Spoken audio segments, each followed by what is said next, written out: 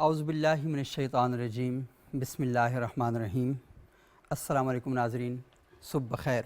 ابتدا کے ساتھ میں ہوں آپ کا میزبان صبوغ سید۔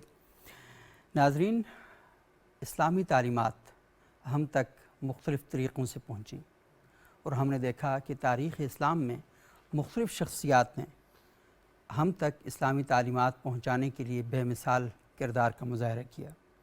کہیں جنگوں کے میدان آباد کیے، کہیں درس و تدریس کے ذریعے ہم تک یہ چیزیں پہنچیں، علماء نے کتابیں لکھیں، فقہاء نے اپنی خدمات سر انجام دیں، صوفیاء نے اپنے حصے کا کام کیا۔ آج تک ہمارے پاس جو چیزیں موجود ہیں اس میں بہت لوگوں کی عظیم الشان قربانیاں ہیں، اور وہ ساری چیزیں چل کر ہمارے ساتھ پہنچی ہیں۔ اور آج ہم جن چیزوں پہ فخر کرتے ہیں، جن چیزوں کو اپنے معاشرے کے اندر ذکر کرتے ہیں، تو ان میں ان سب شخصیات کا ایک بڑا مقام بھی ہے اور بڑا کردار بھی ہے۔ رسول اللہ صلی اللہ علیہ وسلم کے دربار میں ہم یہ دیکھتے ہیں کہ ایک شخصیت ایسی ہیں کہ جنہوں نے نثر کے بجائے نظم کا انتخاب کیا، اللہ کے رسول صلی اللہ علیہ وآلہ وسلم کی مدح بیان کی، اللہ کے رسول صلی اللہ علیہ وسلم کی ثنا خوانی کی۔ اور یہ جو مدح سرائی ہے رسول اللہ کی اور نعت خوانی ہے، یہ سلسلہ بھی اللہ تعالیٰ سے شروع ہوتا ہے۔ ہم یہ دیکھتے ہیں کہ قرآن حکیم میں اللہ رب العزت جا بجا حضرت محمد مصطفیٰ صلی اللہ علیہ وآلہ وسلم کی تعریف کرتے ہیں، ان کی توصیف بیان فرماتے ہیں اور تقاضا کرتے ہیں مسلمانان عالم سے کہ تم اللہ کے رسول صلی اللہ علیہ وسلم پر درود اور سلام بھیجو۔ ان اللہ و ملائکتہ یصلون علی النبی یا ایھا الذین آمنوا صلوا علیہ وسلموا تسلیما، کہ اللہ اور اللہ کے رسول، اللہ کے فرشتے جو ہیں وہ حضرت محمد مصطفیٰ صلی اللہ علیہ وسلم پر سلام بھیجتے ہیں۔ پس اے اہل ایمان، تم پر یہ لازم ہے، تم پر یہ واجب ہے کہ تم بھی اس دربار رسالت صلی اللہ علیہ وسلم پر ہمہ وقت درود اور سلام بھیجتے رہو۔ یہ درود پڑھنے کی روایت، یہ سلام پڑھنے کی روایت ہمارے لیے کوئی نئی نہیں ہے، ہمیں اس کا حکم دیا گیا ہے، اور ہمیں بتایا گیا ہے کہ جب بھی آپ کے سامنے اللہ کے رسول صلی اللہ علیہ وآلہ وسلم کا نام نامی اس میں گرامی آئے تو آپ کی زبانوں پر درود جاری ہو جانا چاہیے، اور آج تک ہم اس روایت کے امین ہیں۔ سیدنا حسان بن ثابت اللہ کے رسول صلی اللہ علیہ وسلم کے دربار کی وہ شخصیت ہیں کہ جنہوں نے آپ کے سامنے نعت پڑھی اور اللہ کے رسول صلی اللہ علیہ وسلم نے اس نعت کو پسند کیا۔ حسان بن ثابت کا وہ عمل آج تک ہم دیکھتے ہیں کہ ہمارے شاعر، ہمارے ادیب اس کو زمانے کے ساتھ ساتھ وہ کر رہے ہیں۔ دنیا میں کون سی ایسی زبان ہے کہ جس میں اللہ کے رسول کی ثنا بیان نہیں کی گئی اور اللہ کی توحید کو حمد کی صورت میں بیان نہیں کیا گیا۔ آج ہم اسی موضوع پر گفتگو کریں گے کہ ہماری جو دینی شاعری ہے، جو اصناف ادب ہیں، اس میں وہ جو روایت ہے وہ اصل میں کیا ہے، اور ہمارے نوجوان نسل تک اور ہمارے لوگوں تک یہ بات کیسے پہنچنی چاہیے۔ بہت زبردست قسم کا پینل ہمارے ساتھ موجود ہے۔ ملک عزیز پاکستان کی بڑی نامور علمی اور فکری شخصیات جو اس میدان کے لوگ ہیں وہ آج ہمارے ساتھ موجود ہیں۔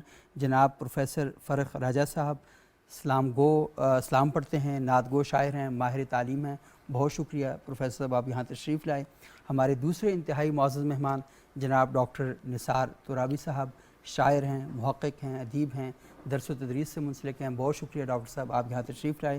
ہمارے تیسرے انتہائی معزز مہمان جناب نیر سرحدی صاحب، دینی شاعری بھی کرتے ہیں اور اس کے ساتھ ساتھ کالم لکھتے ہیں، مختلف موضوعات پر ان کی بڑی گرفت ہے۔ بہت شکریہ سرحدی صاحب آپ یہاں تشریف لائے۔ اور ہمارے ساتھ موجود ہیں جناب عمران رشدی صاحب، نعت گو شاعر ہیں، کلام پڑھتے ہیں بہت خوبصورت طریقے سے، اور احمد رشدی صاحب کے شاگرد ہیں۔ بہت شکریہ عمران رشدی صاحب آپ یہاں تشریف لائے۔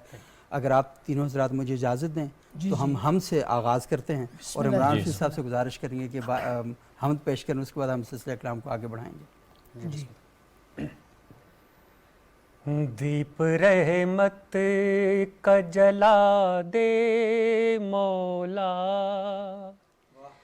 دیپ رحمت کا جلا دے مولا، شب کو رستے سے ہٹا دے مولا، دیپ رحمت کا جلا دے مولا،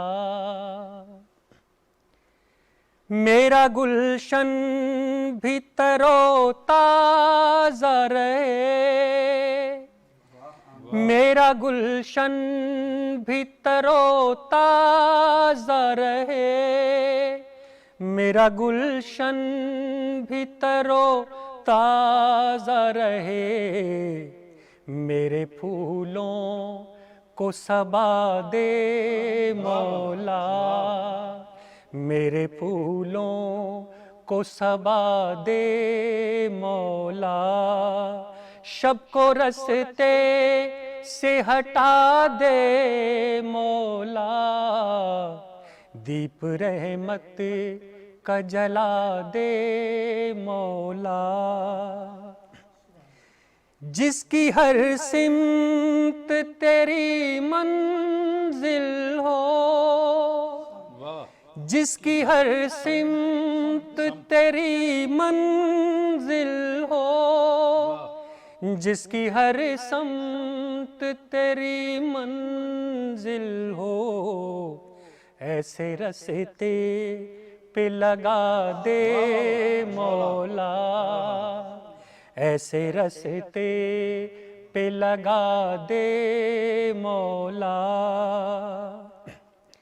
ظلمتیں ہیں کہ بڑھی جاتی ہیں، ظلمتیں ہیں کہ بڑھی جاتی ہیں، ظلمتیں ہیں کہ بڑھی جاتی ہیں، اپنے مرکز کی ضیاء دے مولا، اپنے مرکز کی ضیاء دے مولا، شب کو رستے سے ہٹا دے مولا، دیپ رحمت کا جلا دے مولا،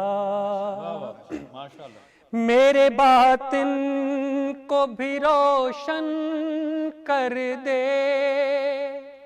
میرے باطن کو بھی روشن کر دے، عشق کی جوت جگا دے مولا، عشق کی جوت جگا دے مولا، شب کو رستے سے ہٹا دے مولا، دیپ رحمت کا جلا دے مولا، جلا دے مولا۔ بہت خوب عمران رشید صاحب۔ پروفیسر فرخ راجہ صاحب، میں گفتگو کا آغاز آپ سے کروں گا، اور آپ نے ماشاءاللہ کئی کتابیں لکھی ہیں، آپ کے سامنے پڑھی ہیں، تھوڑا سا بتائیے گا کہ جو دینی شاعری ہے اس کی بنیادیں کیا ہیں، اور جو ویسے تو ہم نے ایک روایت پڑھی سیدنا فاروق اعظم سے منسوب ہے، اور رسول اللہ صلی اللہ علیہ وسلم کی حدیث کے حوالے سے بھی کہا جاتا ہے کہ الدین کلہ ادب، دین تو سارے کے سارا ادب ہے۔ تو ایک تو ادب وہ ہے کہ جو ہم اپنے معاملات میں کرتے ہیں، اور ایک ادب وہ ہے جو لٹریچر کا ہے۔ تو لٹریچر کے ادب میں تھوڑا سا بتائیے گا کہ یہ جو بنیادیں ہیں دینی شاعری کی، اس پر آپ کیا کہیں گے؟ ایک تو میں اس کا ایک ایسا مفہوم بیان کرتا ہوں جو ارشاد، اسی وقت ہی میرے ذہن میں آیا، ارشاد ارشاد، کہ انسانی سوچوں کی جو تقسیم ہوئی ہے، سب سے پہلی جو تقسیم ہوئی ہے فکری لحاظ سے، وہ خدا ہے یا خدا نہیں ہے۔ بے شک، بالکل بالکل۔ اور ہماری روحوں نے خدا ہونے کی تصدیق کی، اور اس وقت سے ہم اللہ کی حمد بھی بیان کر رہے ہیں، اور ہم نعت رسول بھی کہہ رہے ہیں۔ بے شک۔ تو ہمارے ہاں جو دینی شاعری ہے وہ اگرچہ مختلف لب و لہجے میں کہی جاتی ہے، مختلف انداز ہیں اس کے، لیکن جب ہم اس کو اپنے ادب کے انداز میں کوئی نام دینا چاہتے ہیں تو اللہ کی تعریف میں جو شاعری کی جاتی ہے اسے حمد خدا کہتے ہیں، اور جو فکری لحاظ سے نعت کا لفظ تعریف کے معنوں میں آتا ہے، لیکن یہ اب اصطلاحی معنوں میں وہ شاعری ہے جسے جناب رسول خدا حضرت محمد صلی اللہ علیہ وآلہ وسلم کے لیے کہا جاتا ہے، اور اس کی ایک پوری تاریخ ہے۔ جیسا کہ آپ نے شروع میں کہا کہ ایک تو حضور کا زمانہ ہے، صحیح، پھر اس کے ہر زبان کے اندر ہمیں اس کی مثالیں ملتی ہیں۔ صحیح۔ اردو ادب کے اندر اس کا آغاز ہی نعت اور منقبت اور حمد سے ہوا ہے، صحیح۔ اور اس طرح سے بڑے بڑے نام ہیں جنہوں نے اس میں اپنا حصہ داخل کیا ہے۔ جناب محسن کاکوروی نعت سے شروع ہوئے، اسی طرح جو ہمارے تھے امیر مینائی کا نام آتا ہے, صحیح, بالکل حالی کا نام آتا ہے, لیکن سب سے بڑا نام اقبال کا ہے. صحیح, اقبال نے فکری لحاظ سے نعت کو اور حمد کو اس مقام پر پہنچایا ہے صحیح, جہاں کوئی اور نہیں پہنچا سکا. صحیح, اور اس لحاظ سے اقبال نے کہ انہوں نے اللہ تعالیٰ کا وہ تصور نہیں رکھا جو صحیح. ہمارے ہاں عام طور پہ ہے کہ اللہ کا ایک غضب اور اس کا خوف نہیں, اللہ کو رحمت کی شکل میں اللہ کے ساتھ گفتگو کرتے ہوئے اقبال شکوہ نے جواب شکوہ میں ہم دیکھتے ہیں بیان بالکل. کی ہے, یعنی. اور مجھے اگرچہ بت ہے جماعت کی آستینوں میں, مجھے حکم ازاں لا الہ الا اللہ, یعنی بتوں سے تجھ کو امیدیں خدا سے نہ امیدی, مجھے بتا تو صحیح اور کافری کیا ہے.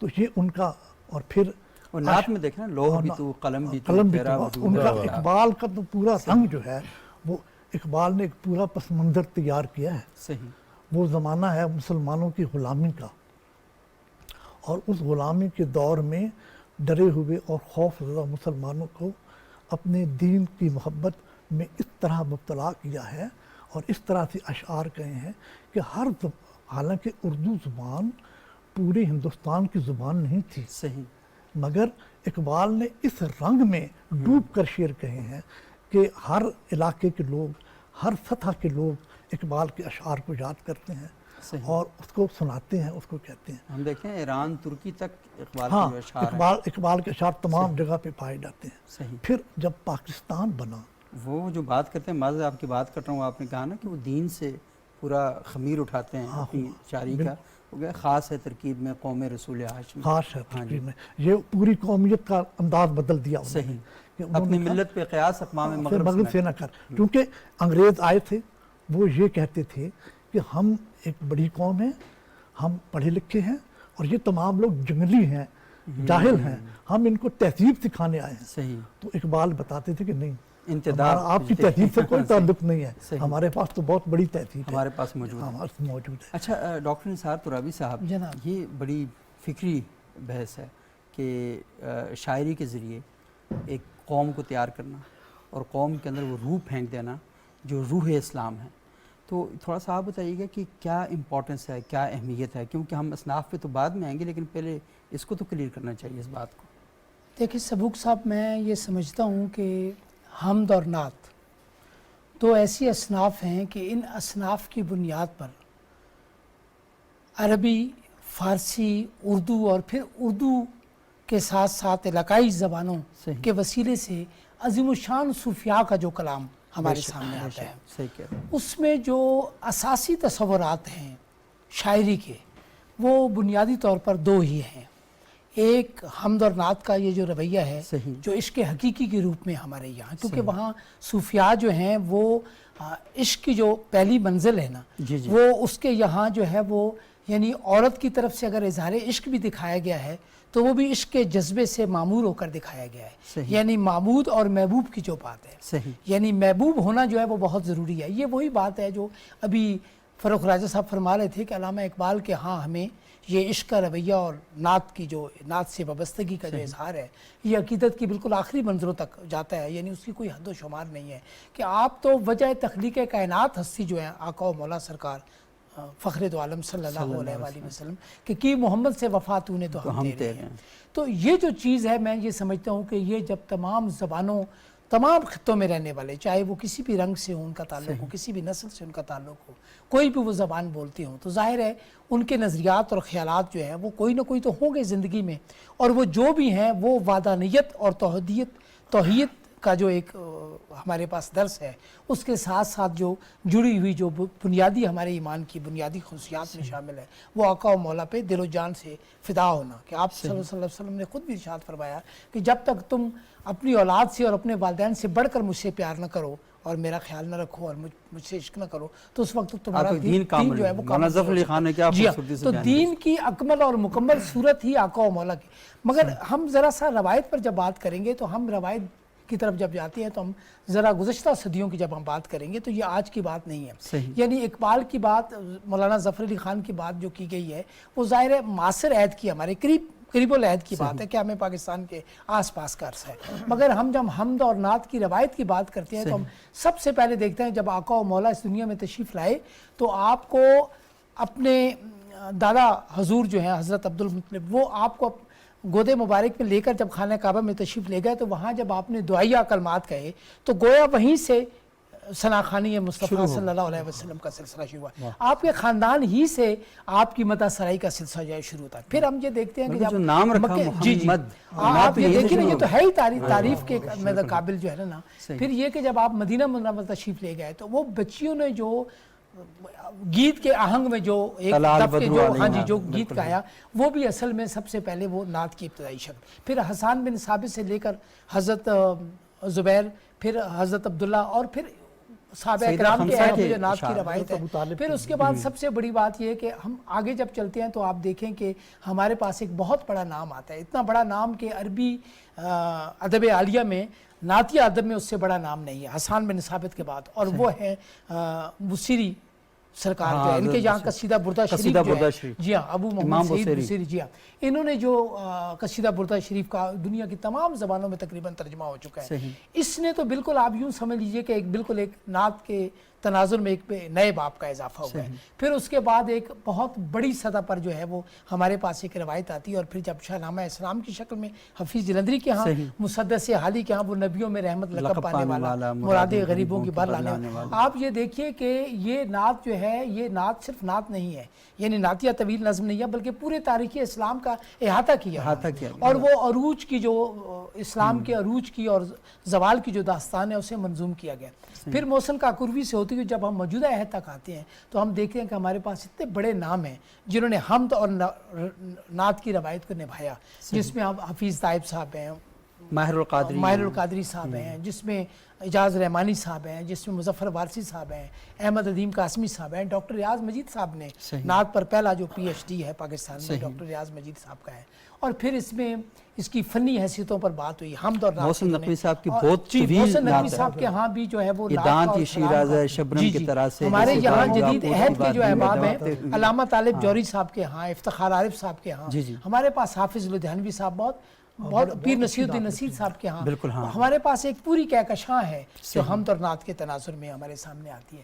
بلکہ مسلمان تو مسلمان، غیر مسلموں نے بھی یعنی خیر و برکت کے یعنی احساس کو ذہن میں رکھتے ہوئے، اور ہمارے ایمان، ہمارا تو ایمان کا حصہ ہے، ظاہر ہے ہمارا تو کل ایمان ہے، مگر جو دوسرے شعراء ہیں جن کا ہمارے مذہب سے کوئی بظاہر کوئی تعلق نہیں ہے، مگر اس لحاظ سے جڑے ہوئے ہیں. محمد پہ اجارہ تو نہیں، جی جی، نام محمد ہیں، جی جی بالکل. ہاں، یہ آپ نے مہندر سنگھ بیدی صاحب کا بڑا مشہور قطع ہے ان کا.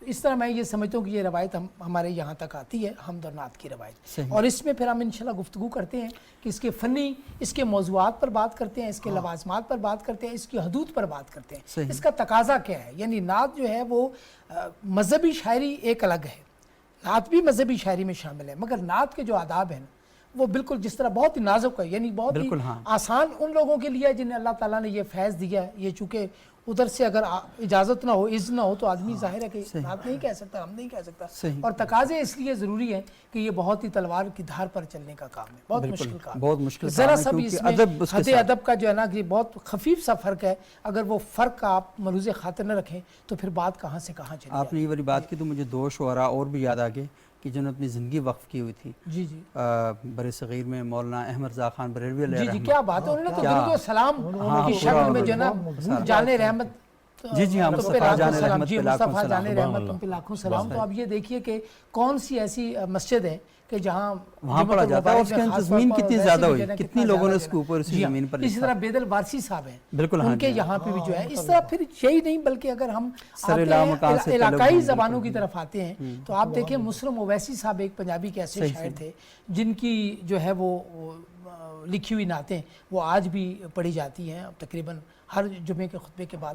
اسی طرح قوالی کی شکل میں جو نعتیہ کلام ہے، بھر دو جھولی میری یا محمد، لوٹ کر میں نہ جاؤں گا خالی، پورنم الہابادی صاحب. پھر اسی تنویر نقوی صاحب کی لکھی ہوئی جو نعتیں ہیں. پھر اور اس طرح اقبال عظیم صاحب بہت بڑا نام ہے. بالکل ہاں، آپ یہ مدینے کا سفر ہے کتاب فطرت کے سرورق پہ جو نام احمد رقم نہ ہوتا، اور فاصلوں کو تکلف ہے ہم سے اگر ہم بھی بے بس نہیں بے سہارا. یہ تو ساتھ رابع سے اگر ہم نے یہ شروع کر دیا تو ہم تو لگے رہیں گے، تو ختم ہونے والے ہوں گے نہیں. نہ رسول اللہ کی نعت ختم ہو سکتی ہے، نہ ان کو لکھنے ہی نہیں ہے. اس میں اتنی برکتیں، اتنی رفتیں ہیں، اس میں اتنی منزلتیں ہیں کہ جس منزل پر آپ جاتے جائیں گے تو آپ کو آگے لوگ ملتے جائیں گے. اور آپ یقین مانیں، آپ بولتے جا رہے تھے تو میرے جیسے بالکل کمزور طالب علم کے ذہن کے اندر بھی نا ایسے بے شمار شخصیات جو ہیں وہ آ رہی تھیں، بلکہ آ کے آ رہی تھیں، وہ چمک رہی تھیں. جی جی بالکل. اچھا نیر سرحدی صاحب، آپ کا تو ماشاءاللہ ایک ڈفرینٹ قسم کا بیک گراؤنڈ ہے، بہت سی چیزیں. تو آپ سے میں چاہوں گا کہ آپ سے بھی ہم ایک سوال کریں اور ہم گفتگو کو آگے بڑھائیں، لیکن اگر آپ اجازت دیں تو ہم پہلے بریک لے لیں. بریک کے بعد پھر آپ کی جانب آتے ہیں. ناظرین ایک چھوٹا سا وقفہ لیتے ہیں، وقفے کے بعد آپ کی خدمت میں حاضر ہوتے ہیں اور سلسلہ کلام کو آگے بڑھاتے ہیں.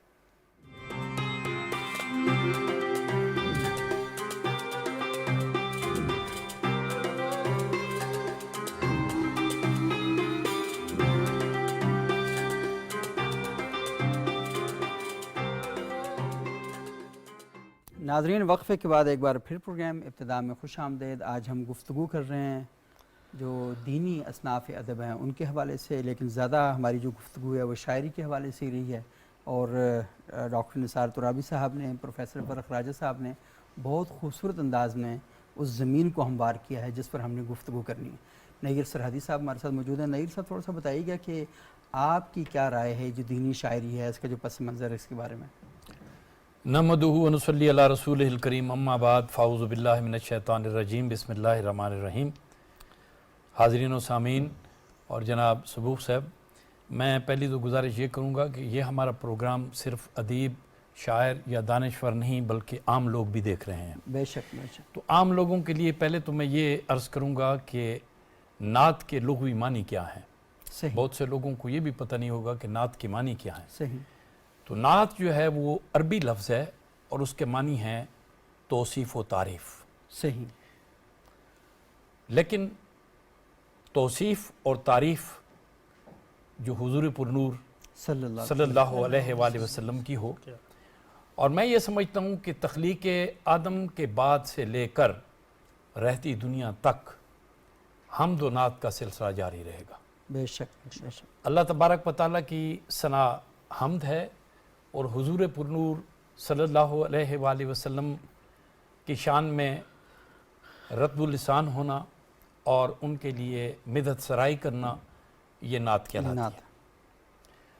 اب اس صنف میں یہ سمجھتا ہوں کہ صرف 1857 کے بعد ہی سے یہ سلسلہ شروع نہیں ہوا، بلکہ جیسے آغاز تو خیر اس کی تاریخ کا آغاز تو اسی دن ہو گیا تھا جب دربار مصطفیٰ صلی اللہ علیہ وآلہ وسلم میں حضرت حسان بن ثابت رضی اللہ تعالیٰ عنہ نے پہلا کلام ان کی نظر کیا.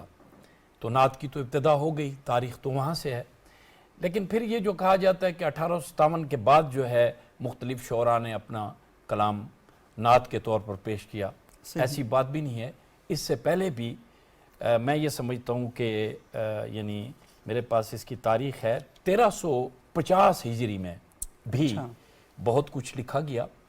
اور آپ کو سن کر بڑی خوشی بھی ہوگی اور بڑی حیرت بھی ہوگی کہ جیسے اللہ تبارک و تعالیٰ کے ساتھ ہے رب العالمین، صحیح، کہ پورے عالمین کے وہ رب ہیں، اسی طرح فخر موجودات سرور کائنات سرکار دو عالم صلی اللہ علیہ وآلہ وسلم کہ اس میں پاک کے ساتھ رحمت للعالمین کا لفظ ہے، یعنی پورے عالمین کے لیے وہ رحمت بن کر آئے.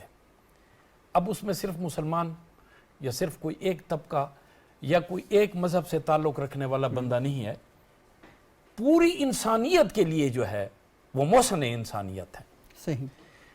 اور آپ کو میں ایک واقعہ بتاتا چلوں کہ ایک بڑی مضبوط روایت ہے کہ ایک ہندو شاعر اسیم داس نارائن، صحیح، وہ نابینا تھے. اچھا. تو کسی نے ان کو حج بیت اللہ سے آ رہے تھے کچھ حجاج کرام، تو انہوں نے کسی دوست نے ان کو کسی حاجی کے پاس بھیجا، کہا کہ یہ جب بھی آپ رسول اکرم صلی اللہ علیہ وسلم کے روضہ اقدس پہ جائیں تو میرا ایک پیغام ہے، لکھ کر انہوں نے دیا کہ یہ وہاں پہنچا دیں. اچھا. انہوں نے جا کر وہاں سنایا، اور یہ ایک مستند روایت ہے کہ وہ نابینا جو ہے ان کو بینائی مل گئی. اللہ اکبر.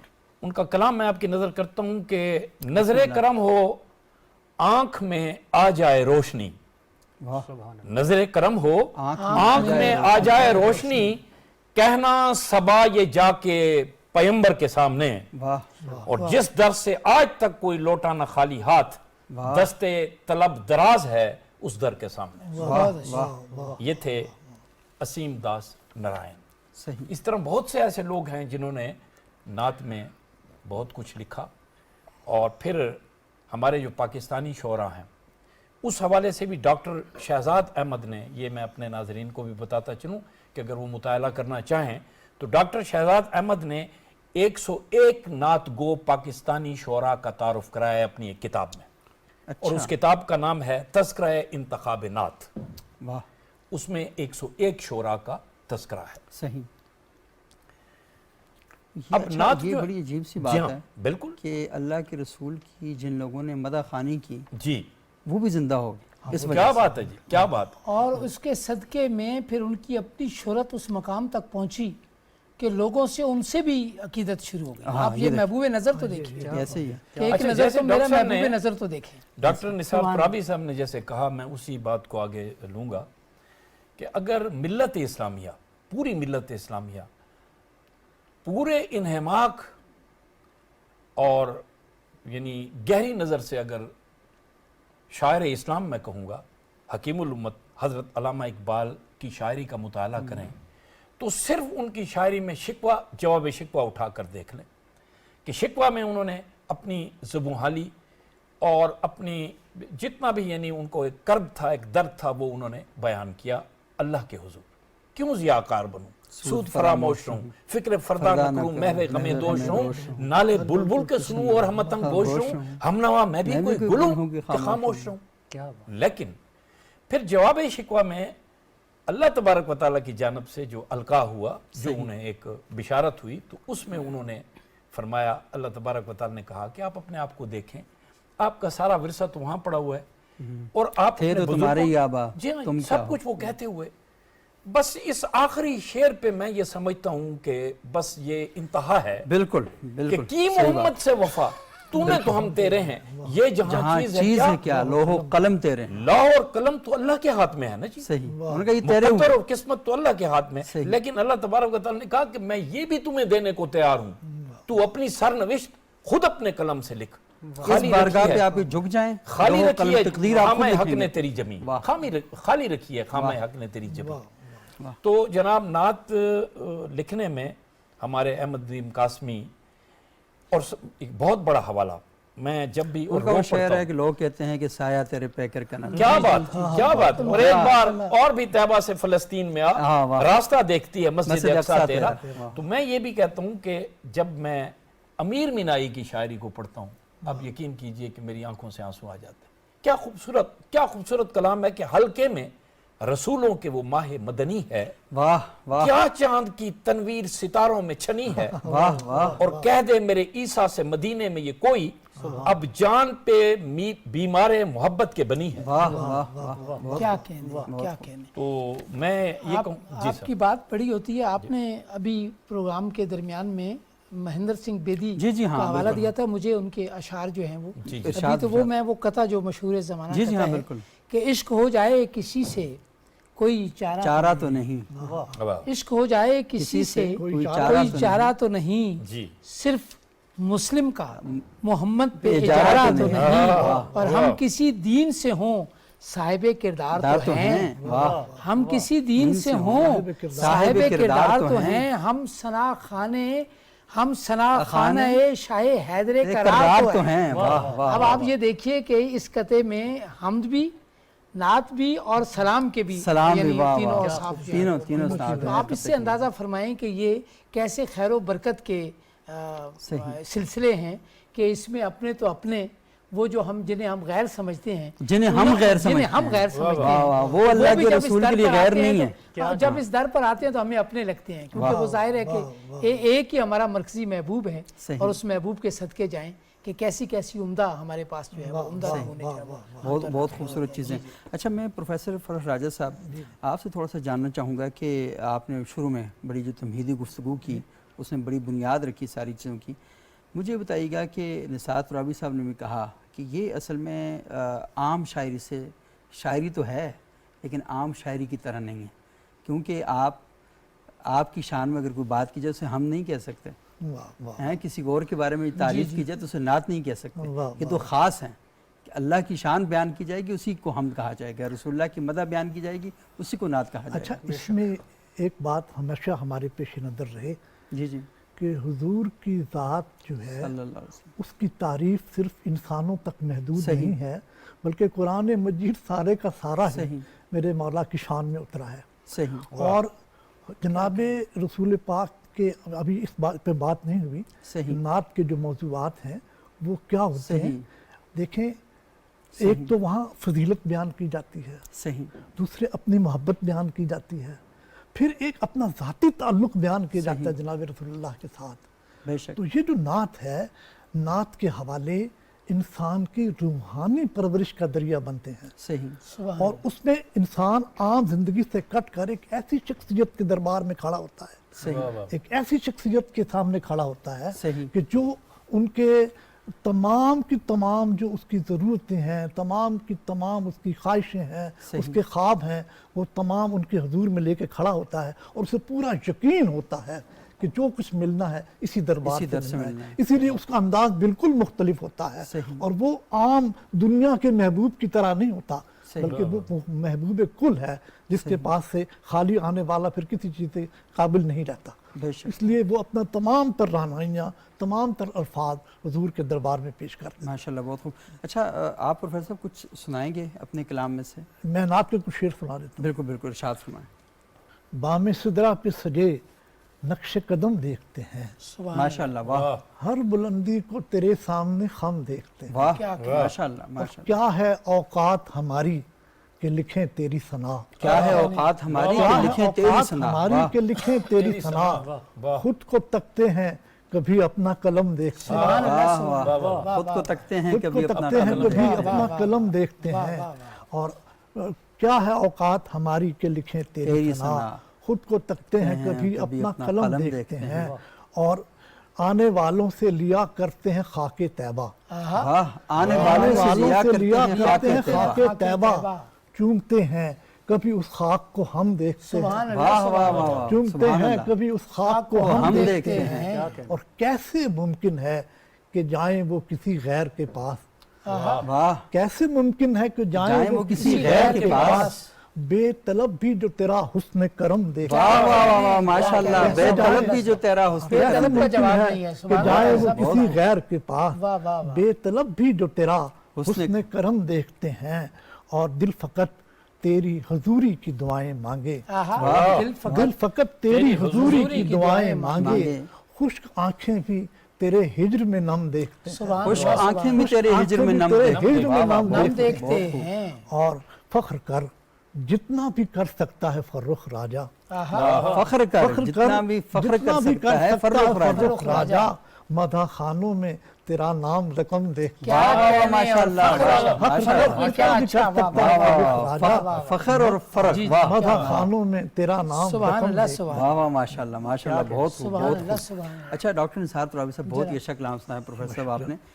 ترابی صاحب آپ ایک بڑی اہم بات کرنے والے تھے، جی جی، اور یہ کہ یہ جو ان کے اندر خاص ایک تکنیک ہے نعت کی اور حمد کی، اس پر آپ بات کرنا چاہتے ہیں، پلیز ذرا ارشاد کریں۔ جی میں اصل میں یہ گزارش کر رہا تھا کہ حمدیہ کلام میں ہمارے سامنے اللہ تبارک و تعالیٰ کی وحدانیت اور توحید کے جو تقاضے ہیں وہ صحیح۔ بالکل واضح ہیں، صحیح، اور اس میں ظاہر ہے کہ جب کوئی شاعر جب بات کرتا ہے تو وہ اس میں ہم تو کا تخاطب بھی، یعنی اس میں ذرا اظہار جو ہے وہ زیادہ قربت حاصل کرنے کے لیے، بحر و بر میں ہے جی تو جی، خشک و تر میں مگر ہے جب تو۔ ہم آقا و مولا سرکار کے دربار صلی میں اللہ علیہ حاضری وسلم۔ دیتے ہیں تو یہاں حاضری کے جو آداب ہیں وہ زیادہ نزاکت کے حامل اس لیے ہو جاتے ہیں کہ اس میں ذرا سی بھی کمی کوتاہی اگر ہو جائے تو ظاہر ہے کہ اس کا ایک سلسلہ دوسرے سلسلے، یہ وہی بات ہے وحدت الوجود اور وحدت الشہود والی، صحیح۔ یعنی کچھ مسائل کچھ ایسے آ جاتے ہیں اس میں بہت زیادہ دھیان کرنا پڑتا ہے۔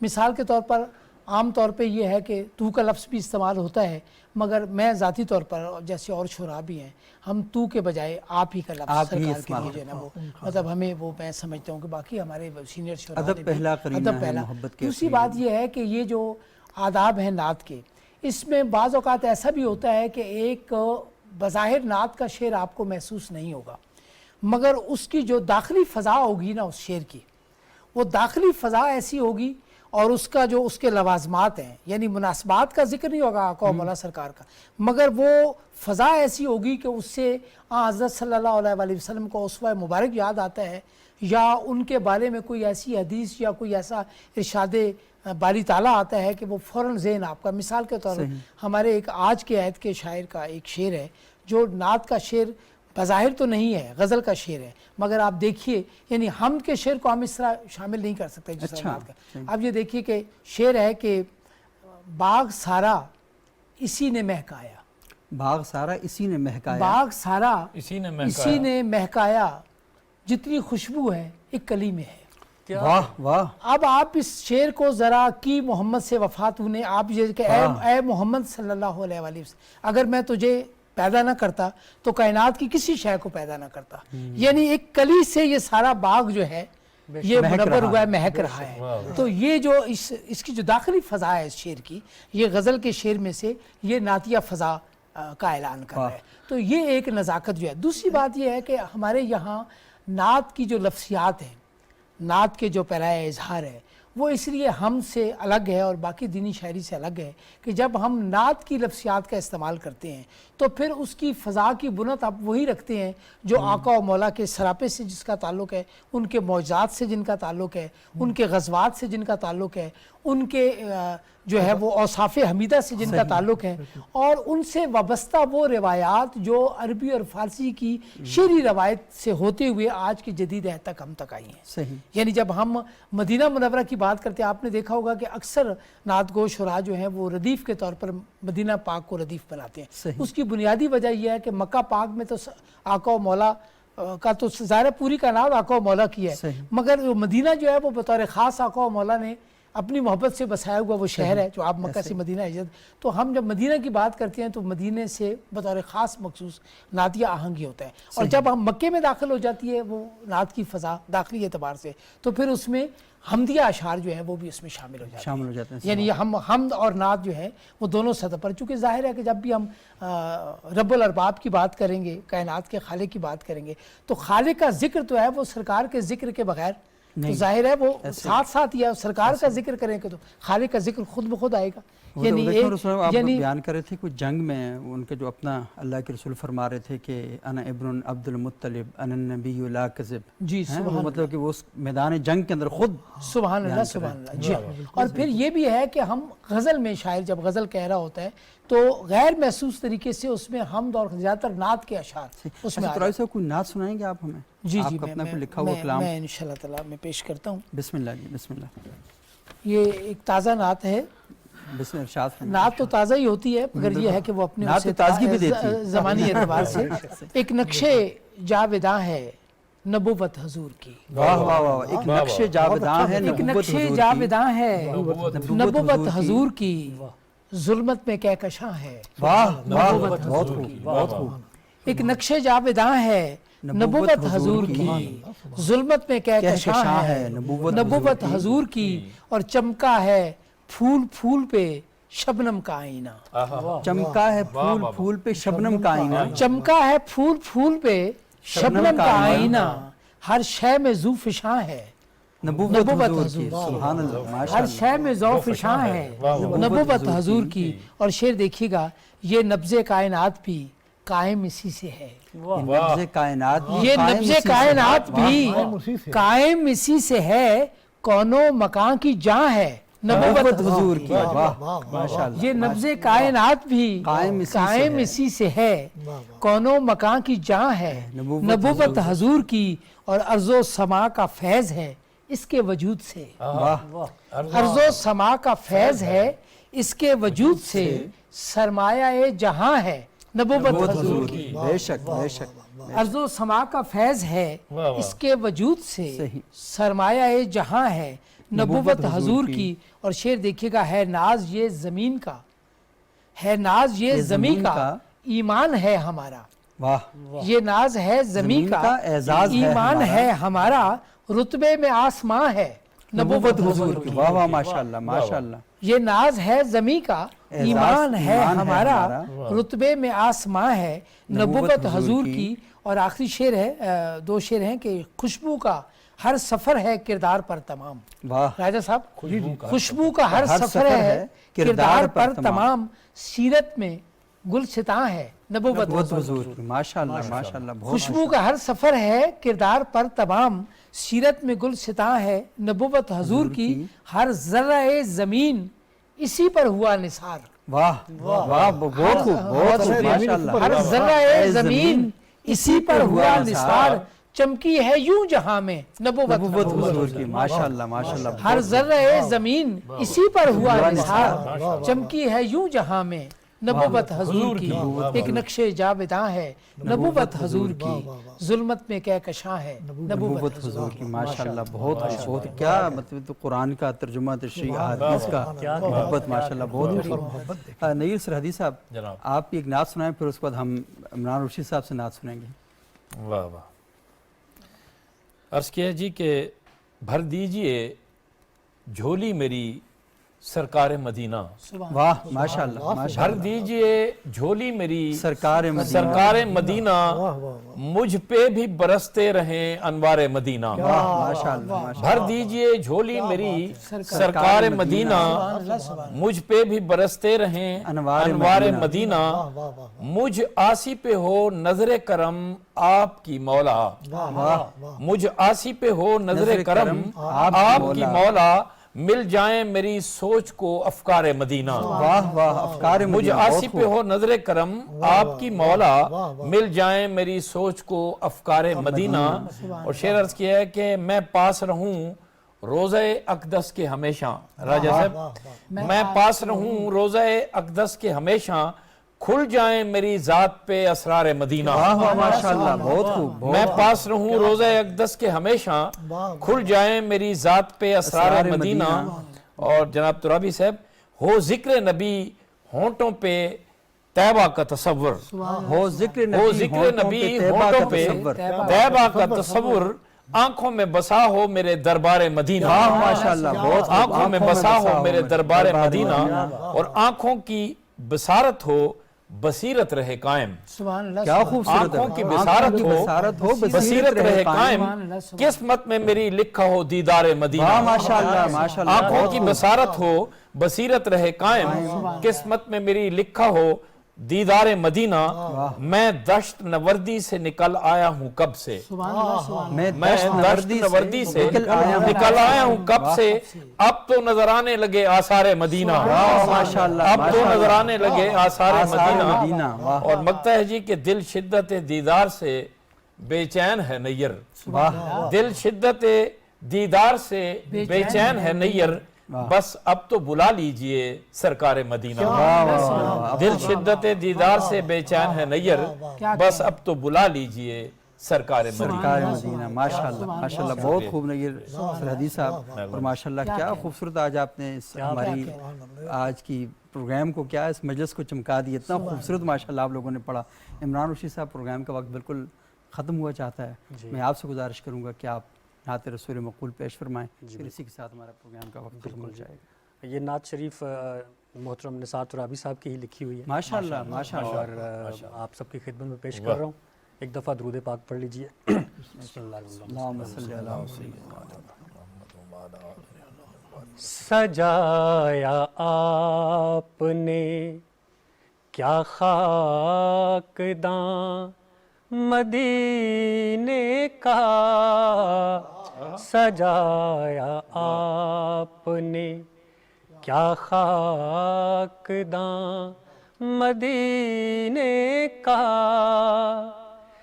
طواف کرنے لگی کہکشاں مدینے کا، سجایا آپ نے کیا خاکداں مدینے کا.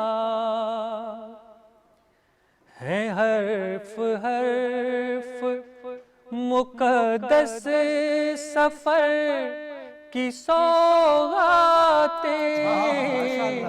ہے حرف حرف مقدس سفر کی سوغاتیں. لبے نیاز پہ مہکا بیاں مدینے کا، لبے نیاز پہ مہکا بیاں مدینے کا، طواف کرنے لگی کہکشاں مدینے کا، سجایا آپ نے رواں ہے سانس میں اس میں نبی کی مہکاریں، رواں ہے سانس میں اس میں نبی کی مہکاریں، رواں ہے سانس میں اس میں نبی کی مہکاریں، سجا ہے دل میں میرے گلستاں مدینے کا، سجایا آپ نے کیا خاکداں مدینے کا، سجایا آپ نے خاکداں مدینے کا۔ بچھی ہے آنکھ کے منظر میں خواہش طیبہ، بچھی ہے آنکھ کے منظر میں خواہش طیبہ، بسا ہے خواب میں خواب جہاں مدینے کا، بسا ہے خواب میں خواب جہاں مدینے کا، جہاں اترتی ہیں صبحیں بھی باوضو ہو کر، جہاں اترتی ہیں صبحیں، جہاں اترتی ہیں صبحیں بھی باوضو ہو کر، ہے رشک خلد وہی آستاں مدینے کا، ہے رشک خلد وہی آستاں مدینے کا، کہیں نثار ترابی بھٹک نہیں سکتا، کہیں نثار ترابی بھٹک نہیں سکتا، کہیں نثار ترابی بھٹک نہیں سکتا، کہ میری رہ کا ہے رہبر نشان مدینے کا، کہ میری رہ کا ہے رہبر نشان مدینے کا، طواف کرنے لگی کہکشاں مدینے کا، سجایا آپ نے کیا خاکداں مدینے کا۔